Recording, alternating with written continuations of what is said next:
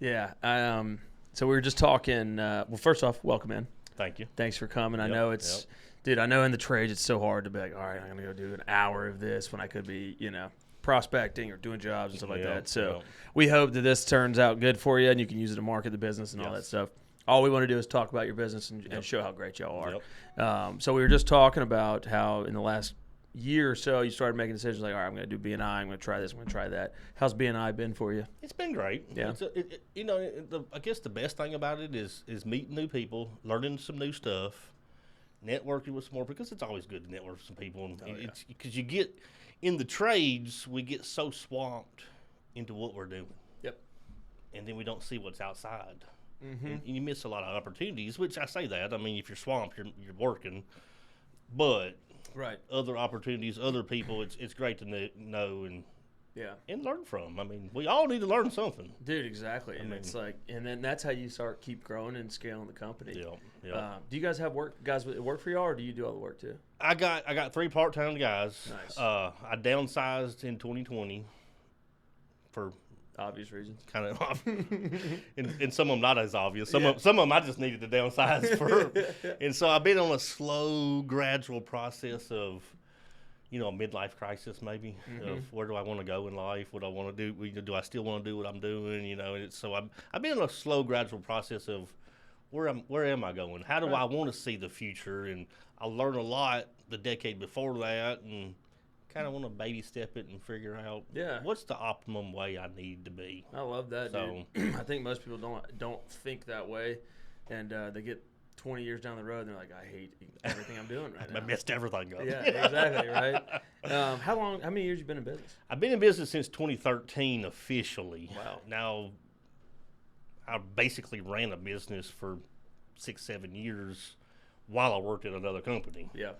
Worked way too many hours, doing way too much of everything. Mm-hmm. But that's part of how most trades guys ever got started. Yep. It's just doing it all from the ground up and then being like, wait a minute, I can probably now do this. Now I can probably go out on my own, Yeah, exactly. So, would you ever think about selling the company? I don't know. I think I would probably realistically see my transition in a few years. Yeah. And I say see my transition, I have some ideas and goals of what I want to do in a few years. So I don't know about selling it. Yeah. It may be just a side venture of another business. Yeah, especially if you got some good guys that can work for you and frees up some of your time. Yep. Why not? Yep. I've always wanted to be a contractor. Okay. I've went and taken my test and all that stuff. I've not taken it to the full level yet. Yeah, the general contracting? Yes. Yeah.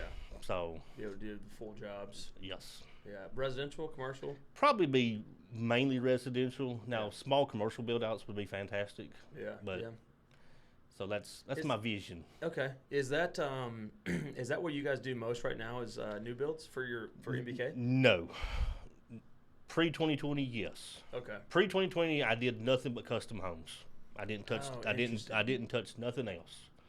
If it wasn't a custom house, I didn't touch it. And I had too many custom homes going on at all times. Yep.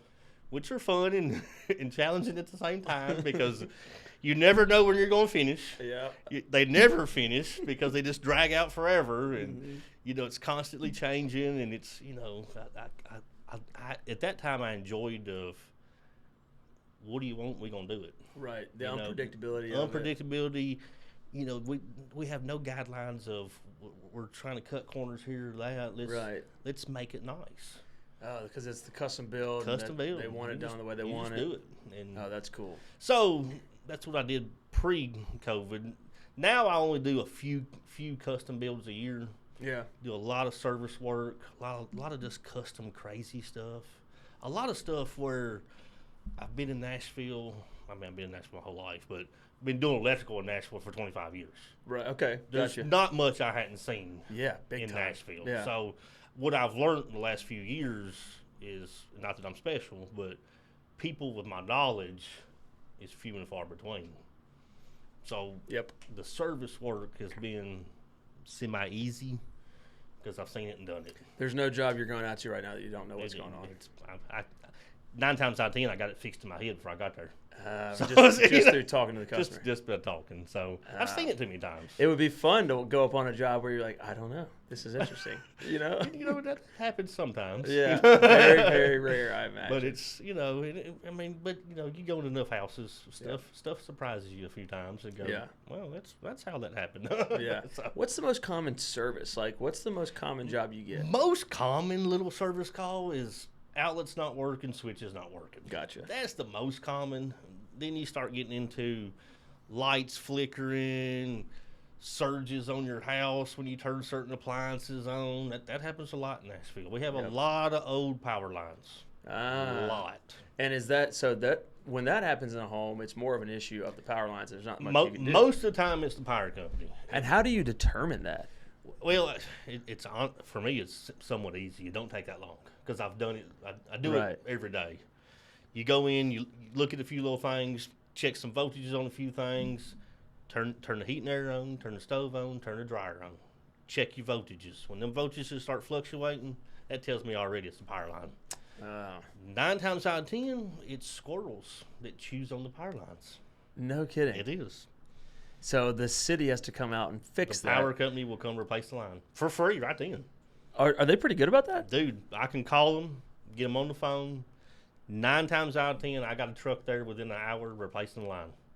That is beyond surprising to me. Yes. Because it's the state government. Well, it's... That's efficient as hell. Dude, it's amazing. Wow. Because I was going to say somebody should invent something that prevents the squirrels from doing it, but it doesn't seem like much of a problem if they're getting out there within the hour. And it's actually great. And it's great for the customer. The customer loves it because they've paid me a service call. And that's it. And with me calling the power company, they're out there in no time. And it's easy peasy. We're done. Damn. So I did not know that. Which makes it to where I didn't make very much money. Right. But I've earned the client. Yep, exactly. And now, next time they have an issue, they're definitely calling you. They're calling me. They're leaving me a review. Yeah. They're passing me to their friends. Yeah. That's what it's all about. Trust this guy. Yep. Exactly right. Yeah, exactly. Dude. Oh, man. That is crazy. I did not know that. It is crazy because it's squirrels. Yeah. Chewing on the power lines. Chewing on the power lines. Dude, I'm an idiot when it comes to like I don't. There's one thing I won't even try to do. It's any electrical work. It just like scares me. Yep. I don't know enough about it. Yep. Does that not like kill them? Sometimes. Okay. It depends on if they're grounded or not. Okay, now, gotcha. If they touch that ground wire while they're chewing on it, they're going to be dead. They're fried. But if you don't touch the ground wire, you're fine. You can touch that wire all day long. Interesting. So. Yeah. Dude, I'm like a baby when it comes to understanding electrical work. So that's probably very obvious to most people, but I'm just like, don't know anything about it. How did you get into this industry? Did you do any other trades before? Or?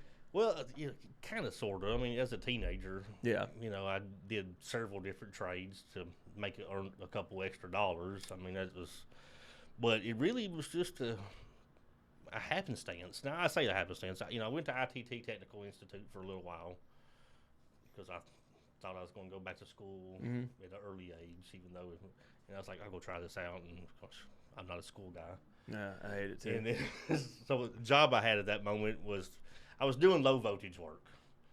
So phone systems, intercom systems, data lines, that's where I was working. And I worked at a crappy company. I mean, it was. Yeah. It's a horrible company. And I was young and didn't have kids, so I didn't care, and so I quit my job one day, and I was probably 20 years old. Quit my job, and I walk out of that place going, dang, they own my cell phone. They own my truck. What I quit for? That might have been dumb. But at 20, you don't have that many bills. Yeah, dude. Yeah. So you're like, now I got to get a car bill. So I call a buddy of mine. I was like, man, I had to quit, but I'm not sure it was a great decision. He was like, dude, I work at this electrical company. Why don't you come try it out? Well, 25 years later, I've never left it. So that was a good decision. So it was. Turned out. It turned out to be a good decision. That's so funny, dude. I turned out loving it. Yeah. So. Walking in the parking lot like, huh. Yeah, I can't even call nobody to come pick me up. Definitely not walking back in there. Yeah, not a chance. Yeah, can you imagine that? Hey, I need to get Josh's phone real quick. Yeah, I need to make a phone call. Oh, that's man. so funny, dude. Yeah. It seems like the more home service companies we talk to, it's kind of similar. It's like happenstance got me here. I ended up loving it and then never left it. I think it's one of those deals where some of us are wired different. I do do not like sitting in the same place. Yeah. I do not like seeing the same thing. So when I get to go out and do all these crazy jobs and meet these people, and it's a blast. That's really. the fun part. I mean, I meet so many people, and I meet, I'll say weird people and different people and there's different people. And you work in Nashville. I mean, everybody's in the music industry. Yeah, and they're from different areas. It's around the all country. from different areas, so it's just cool to see and do. And Yep. it's neat. Yeah, and the flip side of that is being a good person and a good company. You get to interact, and it's 9 times out of 10 probably a pleasant interaction. It is. Because like you're there doing the job, doing it good. Yep. You're confident in your abilities. Obviously, it's been 25 years. Yep. They see that, they're comfortable and relaxed. They're like, okay, this guy's got me. Exactly right. And then you're kind of just like chit chatting. Fix their problem. Yep. That'd be $100, $150. Yep. And then see you next time if you call me if you need me. Exactly right. Yeah, that's a pleasant experience. It really is. I mean, and that's like where every home service business wants to get to. Mm-hmm. There's a lot that are in their first 5 years, to where like most of their stress comes from they go out to a job and they're like, I don't know how to fix this. Yeah, exactly. You need somebody like you, so when you retire, you find that new young blood who's starting his electrical company and consult him and say, like, this is how you do it. This is how you do it. And that's what these industries need, man, because for every, I think I heard a stat the other day, for every 5 that are retiring, there's 2 that are replacing. Exactly right. No one's joining. It's crazy. Which is like wild to me. I know. Because there is a bunch of money in these industries. And there is. And there's technical skills to it, but it's nothing you can't learn. Exactly right. With some time and with experience. A little bit of time. And some help. A good mentor. Exactly right. You could be off to the races in a couple of years. Yep. And you see guys do it all the time. Exactly right. And then there's also lower barrier entry industries like, and I'm not throwing shade to anybody, but lawn care is probably a less skill than like electrical work or plumbing. Yep. Right. So you can get into all that stuff too. The deal of this, you just gotta be willing to try it. Yeah. You got willing to go out there and go, okay, let me buy a few little things. Yep. And go hustle. Yeah. Hustle. I mean, that's the key of it. You gotta hustle. Dude, if I'm a 23-year-old in today's world, I am, and like I'm like, dude, school's not for me. If I'm sitting there like that, I'm going, all right, I'm going to one of the trades, any of them that interest me. Yep. I'm gonna go to the owner of that business and say, hey, look, I'll give you 5 years, but I want to learn everything about the business, because in 5 years I'm starting my own. Exactly right. And then you're 26, 27, 28, whenever you're ready, starting your own company, yet you have all the experience. Exactly right. Dude, that's like the new financial hack. I mean, it really is. Because you can, and then you're in charge. You're your own boss. Exactly right. I mean, yeah, I wish more people would get into it, And I think it's changing because the way technology's going, you see a lot of other jobs disappearing, white-collar jobs. Yes. And the blue-collar jobs aren't going anywhere for a while. They ain't going nowhere. Somebody's got to go out and do the work. You got to fix it. Yep. It's going to break. Yep. So it's yes. Anything with moving parts is going to break. Yes. No matter how good it is, it's going to break. That's awesome. I always like to ask, because we talk to all different industries, what's like the most frustrating part of y'all's industry? If there is even, I mean, I know it sounds like you've got it going. Probably a lot of frustrating parts. It's a tough question. My first one I'd throw out there is just trust, in which I understand it's hard to trust people. Yep. But if you call me and ask me a question and I answer it, trust me that I'm telling you the truth. Right. Which I understand, but yep, it's you get too many people that have read stuff on the internet, or cousin Judy down the road's done said something to them, and then they don't want to believe nothing, and it's like, okay, well go get you 10 more opinions then. If that helps you any. That's right. So, dude, that resonates with me big time. That's one of my biggest frustrations in dealing with customers, other businesses. Mm-hmm. Everybody has their guard up so high. So high, yeah. And I'm like, I don't benefit at all from lying to you. Exactly right. That's how I feel about it. I wouldn't. I'm not lying. Yep. And people, and like you said, not their fault. Maybe they've been wronged by some bad actors. I get it. Yep. And the sad part is the minority, so 5% of these industries are the ones that cause that. Yep. And you got 95% of these companies out here, all of us that are just trying to create a great company and give great experiences. And that's where you need to, as a homeowner, just do a little bit of homework. Yeah. look, hey, Google somebody's name. Right. We have the technology there to do it. Right. And dude, that's what our goal is for MyHome, is when they post a job and they get an offer from MBK, they see you, they see your website, they see your Google reviews, they go, all exactly. Right. They see this interview, they go, all right, I trust this guy. Exactly this guy's right. great. I mean, just do a little bit, because I get tired. You were talking about, you hired somebody that showed up in a minivan, no offense to minivans. Right. That was, I mean, it's a 1994 Toyota Sienna, and this old boy gets out that hadn't changed clothes in 4 days. Right. Yeah. And now you're mad because he took your money. Yeah. What'd you expect? Hello. Yeah. Right. I mean, it's kind of on you. Yeah. Don't be mad at me because of that. Right. Yeah. Exactly. And dude, we were just talking. We had a paint company in here this morning, and we were having that same conversation, and it's so two-sided too, because like homeowner will hire that guy and then get mad when they get kind of screwed over, they get bad service. Exactly. Then they want to have a professional company come out there and they get mad at the price. Exactly right. You're like, look, they can't exist in the same area. Exactly right. Exactly we have right. vehicles that have wraps, that have insurance. We have people. We pay them. We have workers' comp. We have all of these things, and it's too much things. Right? Yeah, insurance. Yes. Bonds. Yes. So like, yeah, that $150 charge to change an outlet that took me 5 minutes. I didn't make a whole lot of money off that. Very little. I mean, that's the reality. Yes. I mean, that's why I have to have 10 of these today. Exactly right. I can't just do one. Unless you want to pay me the $1,000. Exactly right. Then I'll gladly sit here all day with you. Exactly right. Dude, it kind of feels like, and I'm sure it happens in every industry, but it kind of feels like home services get the third degree on that stuff more often than not. They do.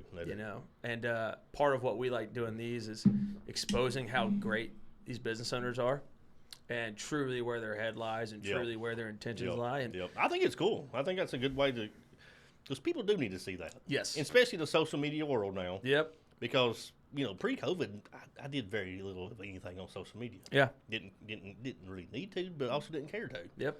But then I woke up and was like, okay, brother, you're in a different era than what you grew up in. That's right, dude. You gotta follow it. Yep. Yeah. Exactly. Because it can work if you do it right. It actually works very well if you do it right. That's right. That's the facts. And it's some of the cheapest. Free. That's why people call me all the time about advertising here and advertising there. I'm like, dude, I run my own social media. Yeah. It's free. It's great. Yeah. And people... I'm sure somebody listens to your radio station, but I don't, okay? I was talking to somebody the other day, and I was talking to an advertiser, and they were like, radio's by far your best bet. I'm like, really? See, I don't. Ken, do you listen to the radio? Yeah, I don't know anybody who listens to the radio on purpose. No, not exactly. When I first start my truck, it might be on. Yeah, and if I hear 4 seconds of an ad, maybe but I'm like... Dude, I don't know, man. Unless you're trying to reach a very specific clientele. I guess. I don't know. Other than that, I just don't see. And this was like 2 days ago. Yeah. So advertisers were like, yeah, radio's your best bet. I'm like, I don't get it. But yeah, dude, that's, me and you are aligned on a lot of this stuff. It's really cool. What are your goals for the business moving forward? I know you're thinking, you guys kind of downsized to keep. Well, downsized to mental health more than anything, but also I was terrified because when you got families relying on you, I mean, I can take care of my family, but when I have other families, so moving forward, I'm going to expand a little bit in the electrical portion of it, only to a certain degree. I'm going to restructure it different than I did the first time around. Yeah. But as my kids are getting older, I'm trying to figure out the whole real estate game. Yeah. I say figure that out.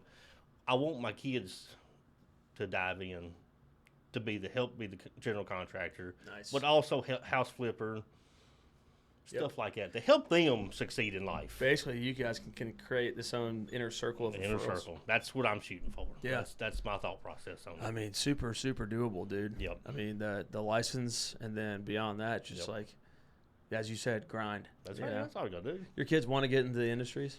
In the trades? So my oldest is 16, and it's a daughter, and she actually works with me 1 day a week. Oh, cool. I mean, as a 16-year-old girl, that's incredible. When she comes into a house and changes out light fixtures and switches and stuff, it blows people's minds. Yeah, dude. They're like, "What's going on over here?" Yeah, it's great marketing too. It is. So MBK, yeah, I remember that. They're like, she's actually going to do that? Like, dude, just get out of the way. Yeah. Let her show you how to do it. She's been on job sites since she's 4, okay? Yeah, exactly, dude. Yep, that's she'd come into my house and she would school me. I'm one of those guys like, I don't know, man. I don't know anything about this. Go ahead. That's awesome. Yeah. And then you've got 2 kids, you said? Yep. So my youngest is 12.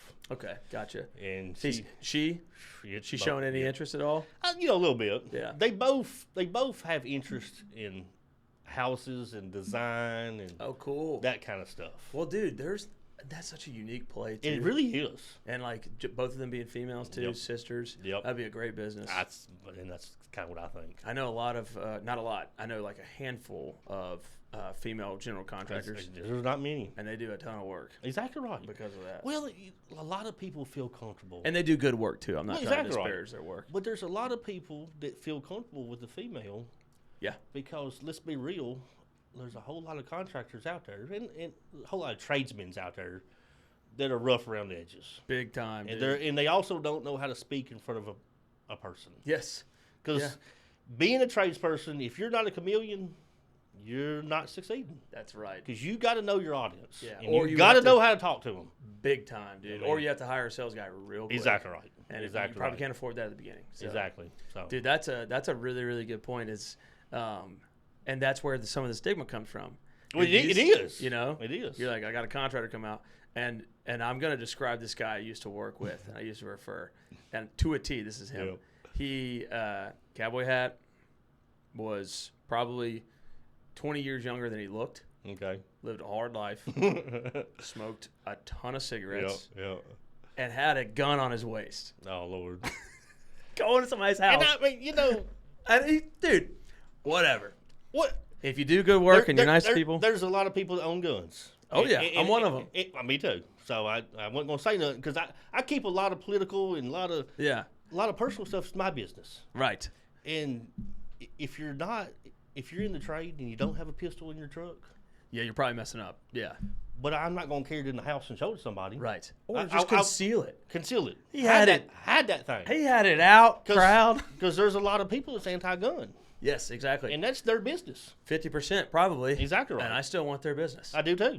I do too. And it's their right to like it or not. And I respect that completely. Exactly right. And I'm not going to lose a job over it. I'm not either. But I'll still carry it. Exactly right. It's still in the truck. Yeah, so don't fuck with me. And depending on what neighborhood I am, it might be in my pocket. That's right. Exactly right, dude. You do never know where you're walking into. I mean, there's the reality of it is when you're out there working on some of these roads, the stuff I have seen over the years, you better be watching your back at all times. Yeah. And especially when you're in a work truck, you never know what's going to happen. Well, yeah. So. Hold on. Yeah, and they know what you got in the truck. Exactly. They know how valuable it is. Exactly right. Yeah. So you got to protect yourself, that's for sure. Yes. But so to what we were talking about, this guy was obviously very rough around the edges. And, for the customer, even if you have, the average home nowadays is $500,000. Exactly right. And this guy's walking in your house, and let's say you're a banker, and you're not used to that. Yep. The first thing you think is not positive. Exactly right. And that's reality, and that's what some of these tradesmen need to understand is like, yep. It's not. It's a good thing to put on a nice shirt and go in and talk to your customers. That's right. That's right. So their approach to having like 2 sisters run the company. Oh my gosh, dude! That's why these women in the trades kill it. Exactly right, because they feel comfortable with it, and they've got an approach that we don't have. Exactly. Right. Yes. It's a little bit more calm and kind, and What are you trying to say? You already know me. I'm just talking about myself. Dude. Oh, that's awesome. Well, dude. I want to ask one more question and we can start wrapping. This has been super fun, so I appreciate your time. Yep. I always like to ask, like, is there one thing, and I'll give you an example. In restoration, when I was in restoration, I always wanted customers to know before that flood happened or that water main broke, time's on your side. Your insurance adjuster's usually not on your team. Mm-hmm. You need to get a company in there immediately. It's your house, it's your property, right? They would send a wait and want to weigh options. I'm like, it doesn't have to be us. Get somebody in there. That's one thing I always just wish everyone knew, because most people didn't know that because they never filed a claim before or whatever. Is there something in y'all's industry that you see people make mistakes on a lot of time when hiring electricians or dealing with electrical problems in their home or anything like that, or is it pretty run-of-the-mill? Man, the biggest thing I see every day is lack of experience, which leads to a lot of these guys overpricing because they don't know how to fix it. They don't even know how they're going to attempt it, but they're going to give an estimate on it. And it's, do your homework on who you hire. Ask questions. How long have you been in business? How long have you been doing it? Right. What's the qualifications of your staff that's working there? Right. What is their knowledge level? Right. It's big ones. It is big ones. Yeah, especially when you're talking about like electrical or plumbing or things like that take that could cause a lot of issues. Yeah, big time issues. Big time in the issues. house. Yes, dude. Wisdom. I appreciate you coming in. Yeah. Thanks for your 23 years of helping customers here, especially in Tennessee and Nashville, where we're at, man. And also, thanks for being on the platform, giving us a shot. And hey, I love it. Thank you, man. We'll have to do it again. Yeah, we'll absolutely. Get some more topics going. Yeah, let's do it. Nice meeting you, too. Nice meeting you, buddy.